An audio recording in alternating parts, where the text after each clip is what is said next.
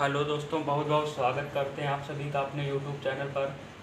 दोस्तों, आज की इस वीडियो में हम आपके लिए लेकर आए हैं यूपी बोर्ड फिजिक्स क्लास 12 की यूनिट 1 जो है हमारी स्थिर वैद्युतिकी, इसका चैप्टर 3 है वैद्युत विभव। तो दोस्तों, आज से हम अपना नया चैप्टर स्टार्ट करने जा रहे हैं, तो आप लोग ध्यान से समझिए और नोट्स बनाते रहिए, जिससे आपकी एग्ज़ाम की तैयारी और भी बेहतर हो सके। तो आज का चैप्टर जो है हमारा वैद्युत विभव, इसे इंग्लिश में इलेक्ट्रिक पोटेंशियल कहते हैं। तो दोस्तों, नए चैप्टर की शुरुआत कर रहे हैं। पहला टॉपिक हम ये समझ लेते हैं कि वैद्युत विभव क्या होता है। तो ध्यान दीजिए, वैद्युत विभव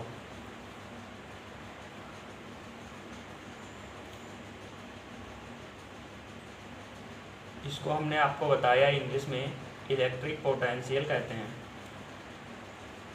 तो वैद्युत विभव को समझने के लिए हम आपको बता दें कि हमने आपको एक बताया था परीक्षण आवेश।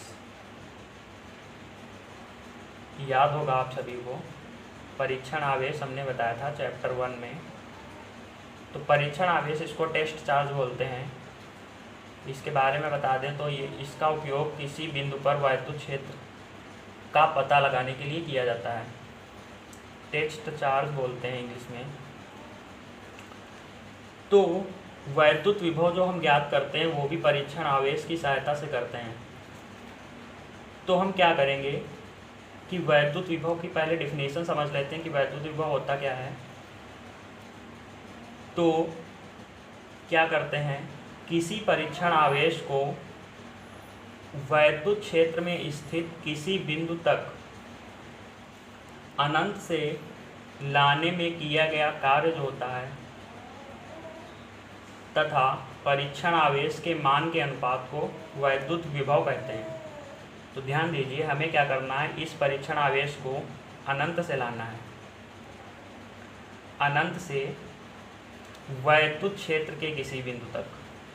ये बात आपको ध्यान रखनी है कि वैद्युत क्षेत्र में कोई भी बिंदु होगा वहाँ तक लाना है, वैद्युत क्षेत्र के किसी बिंदु तक, या बिंदु पर बोल सकते हैं। बिंदु पर लाने में किए गए कार्य तथा परीक्षण आवेश के मान के अनुपात को, परीक्षण आवेश का जो हमने आवेश आपको बताया था वो Q0 बताया था।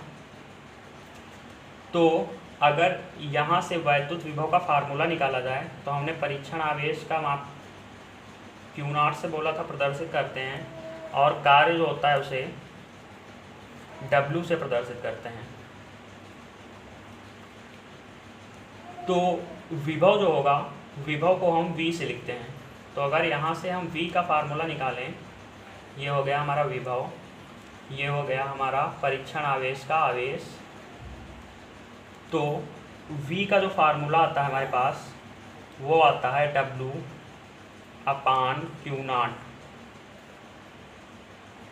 तो परिभाषा को एक बार फिर से सुन लीजिए कि किसी परीक्षण आवेश को वैद्युत क्षेत्र में अनंत से किसी बिंदु तक लाने में किए गए कार्य तथा परीक्षण आवेश के मान के अनुपात को वैद्युत विभव कहते हैं।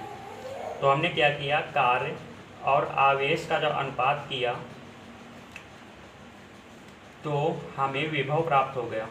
तो फार्मूला जो इसका निकल के आता है V=W/Q0, जहाँ पे W है किया गया कार्य और Q0 है परीक्षण आवेश पर उपस्थित आवेश।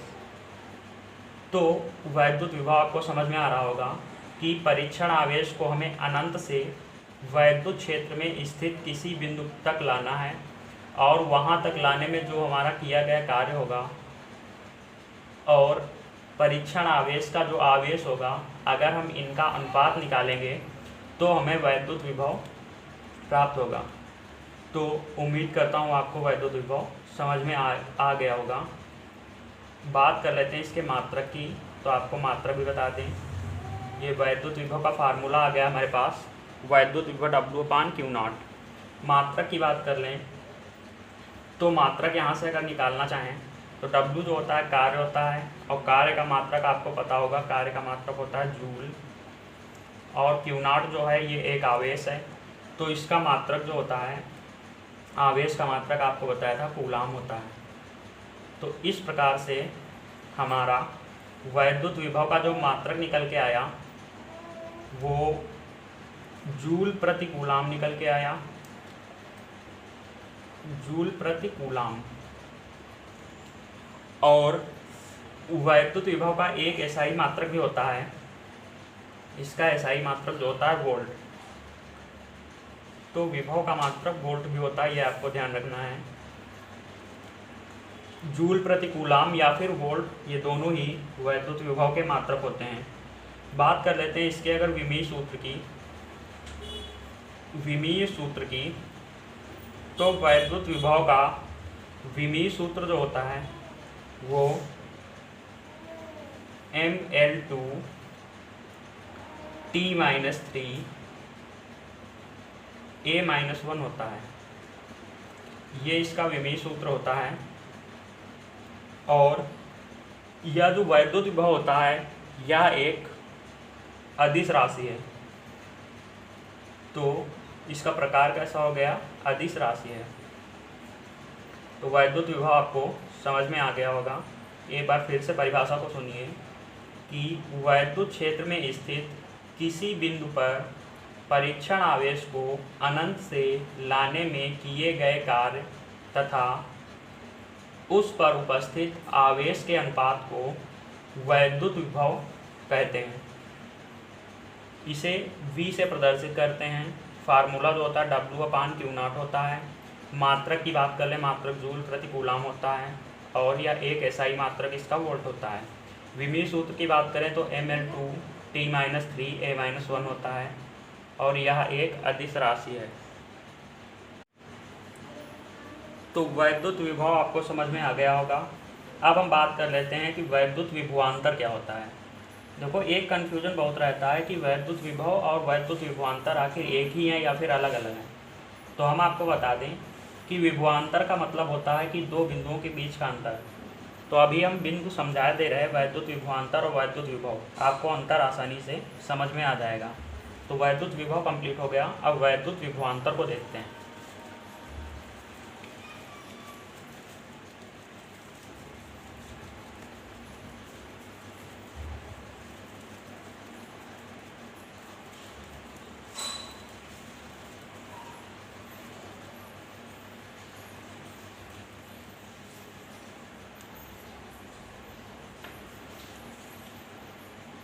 तो वैद्युत विभवांतर क्या होता है, देखिए वैद्युत विभवांतर या इसको बोलते हैं electric potential difference. Electric potential difference. तो विभवांतर क्या होता है, तो आपको पता चल रहा होगा कि विभवांतर का शाब्दिक जो अर्थ निकल रहा है विभुओं के बीच का अंतर। विभुओं के बीच का अंतर। और किनके विभुओं के बीच का अंतर, ये हम अभी आपको बता देते हैं। विभुओं के बीच का अंतर। तो ध्यान दीजिए, वैद्युत विभव जो हमने आपको बताया था तो उसमें क्या था कि अनंत से परीक्षण आवेश को हम वैद्युत क्षेत्र के किसी बिंदु तक ला रहे थे। तो वैद्युत क्षेत्र के बिंदु तक हमारा परीक्षण आवेश आ गया था। तो हमने क्या किया था, कार्य और वैद्युत आवेश के अनुपात को निकाल लिया था। तो इससे हमें विभव पता चल गया था बिंदु का। अब हम क्या कर रहे हैं कि वैद्युत क्षेत्र के ही किन्हीं दो बिंदुओं पर क्या कर रहे हैं, वैद्युत क्षेत्र के हम मान ले रहे हैं एक हमारा कोई वैद्युत क्षेत्र होगा, इसमें बिंदु है, एक हमारा A है और एक हमारा बिंदु B है। तो क्या होता है कि अगर हम मान लें कि हम अनंत से परीक्षण आवेश को पहले वैद्युत क्षेत्र में ही ये दोनों बिंदु हैं, तो हम B तक ले आए तो हमारा वैद्युत विभव हो जाएगा। और अगर हम वैद्युत क्षेत्र के दूसरे बिंदु A पर इसको ले जा रहे हैं तो यहाँ पर अगर इसका विभव VB है, क्योंकि विभव को V से लिखते हैं तो हम इस बिंदु B पर VB बोल ले रहे हैं और बिंदु A पर हम मान ले रहे हैं VA। तो हमने क्या किया, पहले तो हम अनंत से ले आए परीक्षण आवेश को बिंदु बी तक, तो हमारा वैद्युत विभव हो गया वीबी। अब हम क्या कर रहे हैं, वैद्युत क्षेत्र के दूसरे बिंदु पर इसको ले जा रहे हैं। तो क्या होगा, इन दोनों बिंदुओं के बीच के विभवों का जो अंतर होगा वो वैद्युत विभवांतर कहलाएगा। तो अगर हम यहाँ से लिख लें ए तथा बी के बीच का विभवांतर जो हम लिखेंगे वी ए माइनस वी बी, तो वी ए माइनस वी बी क्या होगा, W/Q0 होगा। तो विभवांतर और विभव में आपको अंतर समझ में आ गया होगा कि अगर वैद्युत क्षेत्र में स्थित कोई दो बिंदु हैं और उनमें उसमें हम परीक्षण आवेश को ले जा रहे हैं, तो वो दोनों विभवों के बीच का जो अंतर कहलाएगा वो वैद्युत विभवांतर कहलाएगा। और वैद्युत विभव क्या होता है कि अनंत से परीक्षण आवेश को जो हम वैद्युत क्षेत्र के किसी एक बिंदु तक लाते हैं तो वो वैद्युत विभव कहलाता है। अगर इसकी परिभाषा को बोलना चाहें तो वैद्युत विभवांतर की परिभाषा में बोलेंगे कि किसी परीक्षण आवेश को हमें क्या करना है, परीक्षण आवेश को हिलाना है वैद्युत क्षेत्र के एक बिंदु से दूसरे बिंदु तक। ध्यान दीजिए, वैद्युत क्षेत्र के एक बिंदु से दूसरे बिंदु तक लाने में किए गए कार्य तथा परीक्षण आवेश के मान के अनुपात को वैद्युत विभवांतर कहते हैं। तो ये फार्मूला आपको समझ में आया होगा। तो इतना सा अंतर था हमारे पास वैद्युत विभव और वैद्युत विभवांतर में।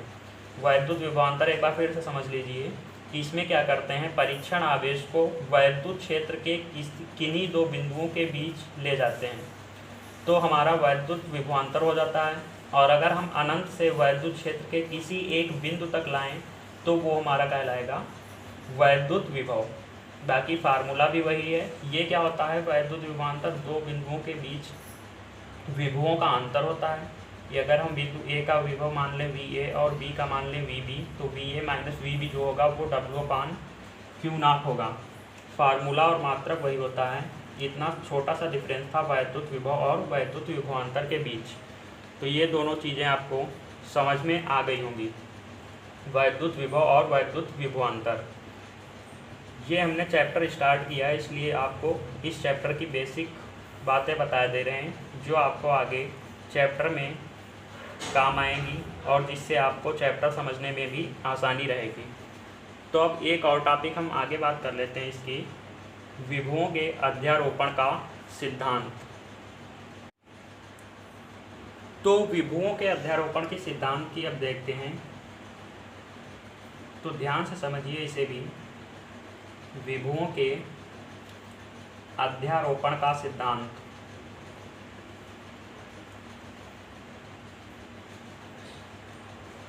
अध्यारोपण का सिद्धांत।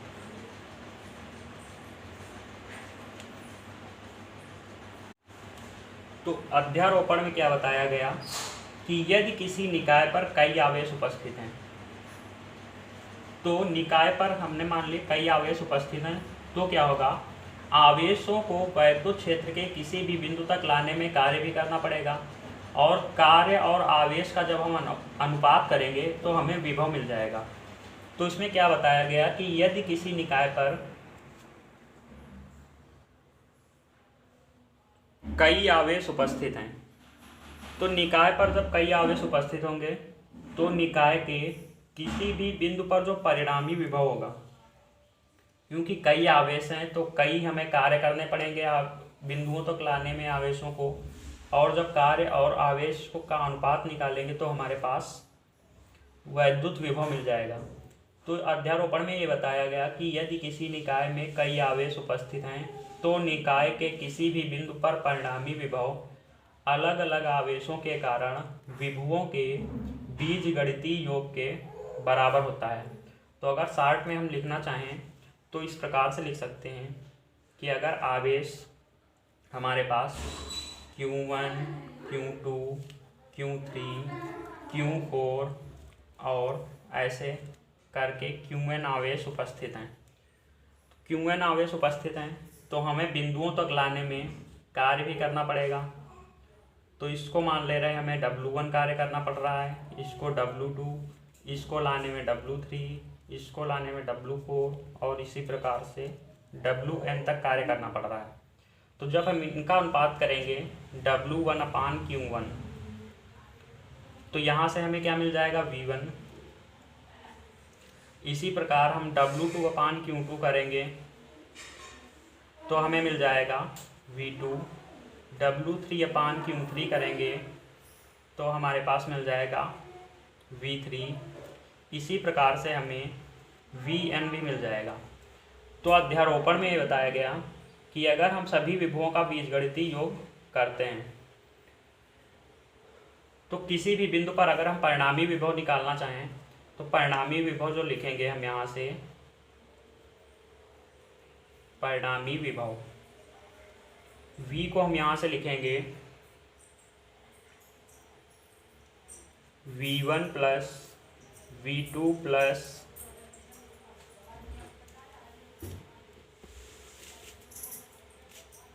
V3 प्लस V4 प्लस, ऐसे करके सभी का हम बीजगणितीय योग कर लेंगे। तो ये हमारे विभवों के अध्यारोपण का सिद्धांत था कि अगर किसी बिंदु पर हम परिणामी विभव निकालेंगे तो सभी आवेशों के कारण जो विभव होगा उनका हम बीजगणितीय योग करेंगे तो हमें परिणामी विभव प्राप्त हो जाएगा। तो ये इस चैप्टर की बेसिक पॉइंट्स थे कुछ जो हमने आपको बताए, जिसमें हमने आपको वैद्युत विभव बताया, वैद्युत विभवांतर बताया और विभवों के अध्यारोपण का सिद्धांत बताया। तो उम्मीद करता हूँ आप सभी को ये हमारे द्वारा बताए गए टॉपिक समझ में आए होंगे और वीडियो को ज़्यादा लंबा न करते हुए यहीं पर समाप्त करते हैं। दोस्तों, अगर वीडियो आपको पसंद आई है तो वीडियो को ज़्यादा से ज़्यादा लाइक करें, ज़्यादा से ज़्यादा शेयर करें और चैनल को सब्सक्राइब ज़रूर कर लें, क्योंकि हमारे चैनल पर यूपी बोर्ड फिजिक्स का कंप्लीट कोर्स कराया जा रहा है। तो हमारा एक भी वीडियो मिस ना करने के लिए चैनल को सब्सक्राइब ज़रूर करें और अपनी तैयारी को और भी बेहतर बनाएं। धन्यवाद।